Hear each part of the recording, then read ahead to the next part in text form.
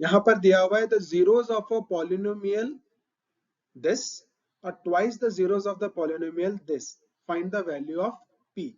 Very interesting question. हमको यहाँ पे दो पॉलिनोमियल दिया हुआ है. Okay, so let us take one polynomial as p of x.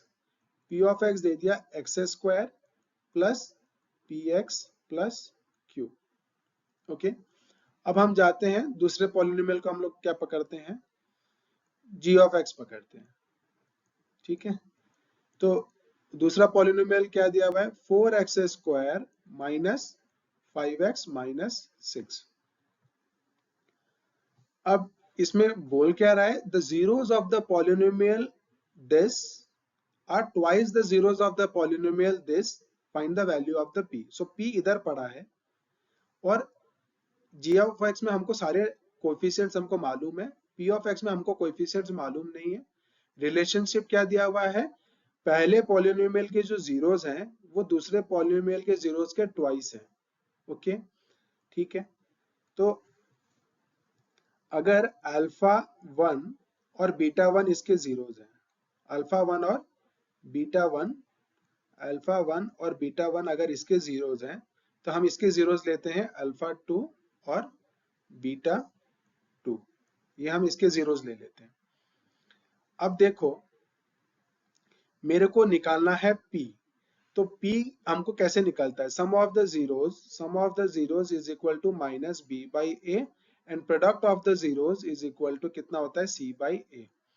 अब देखो हमको ये जो पॉलिनोमियल दिया हुआ है उसके कोएफिशिएंट है p और उस कोएफिशिएंट की वैल्यू हमको निकालनी है कितनी होगी, तो हमको क्या करना पड़ेगा, इन दोनों में से एक रिलेशनशिप को यूज करना पड़ेगा.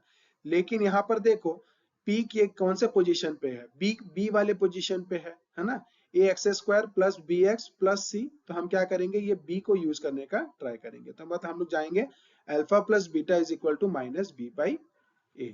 ठीक है, तो उसके जाने के पहले हम ये देखेंगे the zeros of the polynomial this are twice the zeros of the polynomial this. ठीक है ना, तो अल्फा 1 क्या है, अल्फा 1 क्या हो गया, इसके जीरो का ट्वाइस हो गया, मतलब अल्फा 1 हो गया 2 अल्फा 2 और बीटा 1 कितना हो गया, बीटा 1 हो गया 2 बीटा 2, ट्वाइस हो गया as per the given question. ठीक है, अब हम लोग जाते हैं सम ऑफ द रूट्स निकालते हैं, इसकी पहले निकालते हैं. ठीक है, अब बताओ अल्फा 2 प्लस बीटा 2 की वैल्यू कितनी हो जाएगी, minus B by A, minus B by A. तो ये कितना आ जाएगा मेरे को, alpha plus beta 2 equal to minus B by ए.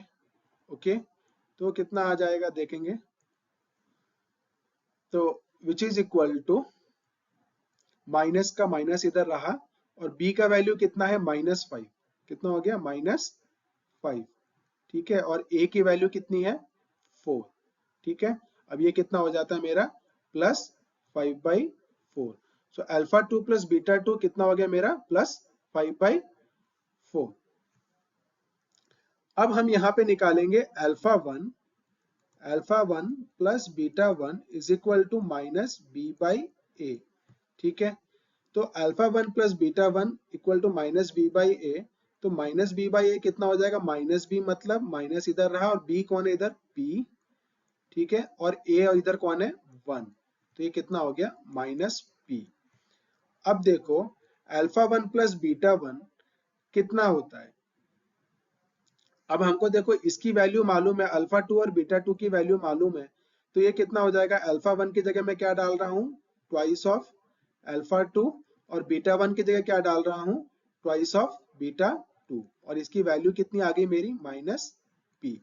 अब मैं क्या कर रहा हूँ, 2 कॉमन ला रहा हूँ, 2 कॉमन लाया तो कितना बचा, alpha 2 plus beta 2 is equal to minus p, which implies 2 whole into alpha 2 plus beta 2 का वैल्यू कितना है, माइनस प्लस 5/4. वो मैं इधर यूज करता हूँ, 5/4 is equal to minus p. ठीक है, उसके बाद ये 2 कैंसिल हो जाएगा, 5/2. तो ये कितना हो गया मेरा, 5/2 is equal to minus p, which implies p is equal to minus 5/2. So ये हो गया मेरा answer. So option A is correct. Then moving on to the next question.